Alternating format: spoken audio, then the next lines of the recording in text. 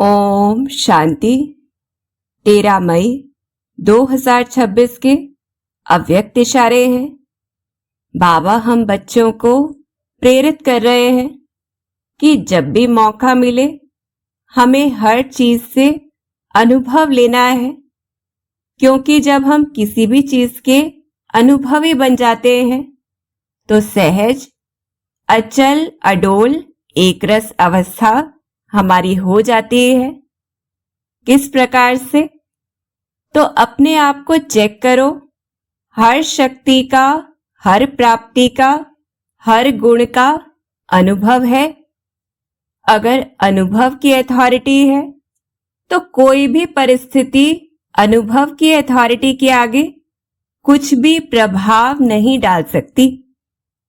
अनुभवी मूर्त कभी भी किसी भी परिस्थिति में अचल अडोल रहते हैं, हलचल में नहीं आते हैं, क्योंकि सबसे बड़े में बड़ी अथॉरिटी अनुभव है। आह्वान करो, जिस समय जिस शक्ति का वो सेकंड में सहयोगी बनेगी। तो अब अगर हम चिंतन करें तो पहले तो हमें यह समझना है कि अनुभव की अथॉरिटी सबसे बड़ी अथॉरिटी क्यों है।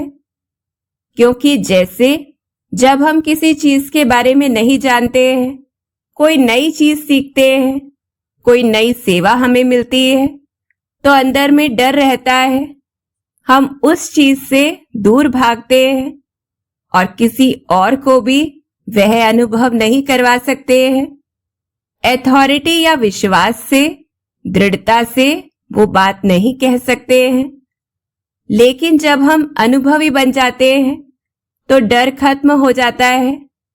वही कार्य, वही परिस्थिति इतनी सहज लगती है, इतनी अंदर में क्षमता, ताकत आ जाती है कि हमें अनुभव होता है कि यह तो हमने अनेक बार किया है, तो हमारे लिए क्या मुश्किल बात है।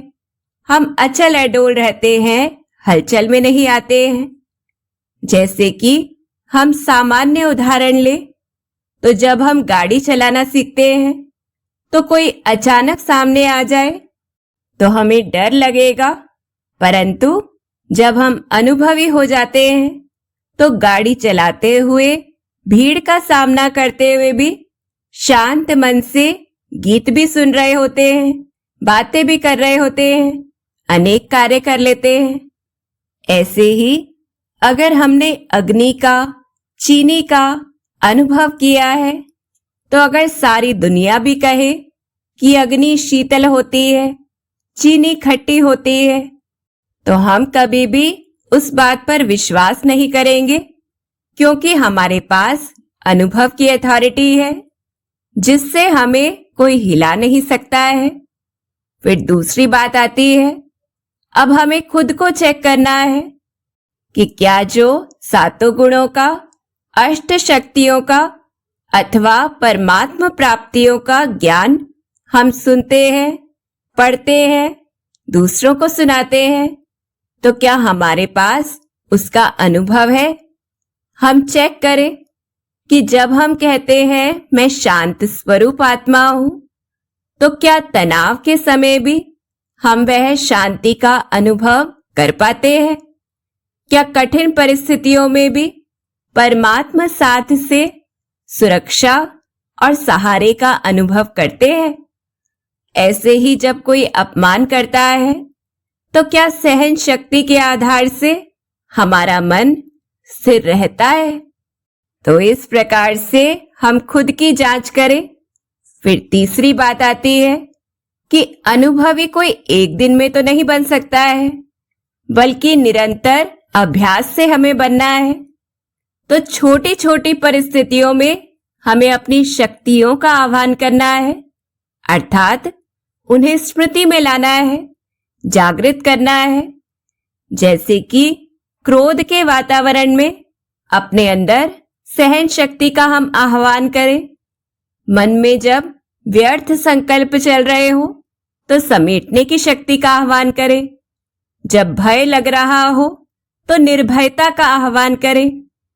तो जितना हम परिस्थितियों में उन शक्तियों का प्रयोग कर शांत, स्थिर, अचल अडोल रहेंगे, तो धीरे धीरे अनुभवी मूर्त बन जाएंगे और फिर जिस समय जिस शक्ति की जरूरत है तो वह तुरंत हाजिर हो जाएगी।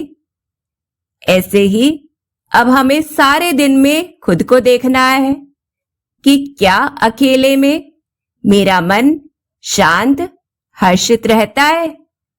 क्या मैं छोटी बातों को मन में जमा कर लेती हूँ या लेट गो कर देती हूँ? पुरानी बातें बार बार सोचती हूँ या मन को स्टॉप करती हूँ? क्या मैं दूसरे की कमियों को देखकर तुरंत रिएक्ट करती हूँ? क्या भावनाओं में आकर निर्णय लेती हूँ या विवेक से? क्या परमात्मा प्राप्तियों से भरपूर मैं खुद को संतुष्ट अनुभव करती हूँ? तो इस प्रकार से रोज हमें खुद को देखना है कि मेरे अंदर कितनी शक्ति है। क्या मैं एकाग्र हो पाती हूँ या मोबाइल से, लोगों से डिस्ट्रैक्ट हो जाती हूँ? कौन सी स्थिति ऐसी है जो मेरी स्थिरता को छीन लेती है? जैसे कि आलोचना है, अपेक्षा है, किसी का रूखा व्यवहार है, तुलना है, भविष्य की चिंता है। ऐसे खुद को चेक करके अभ्यास के द्वारा हमें अनुभवी मूर्त, अचल अडोल बनना है। अच्छा, ओम शांति।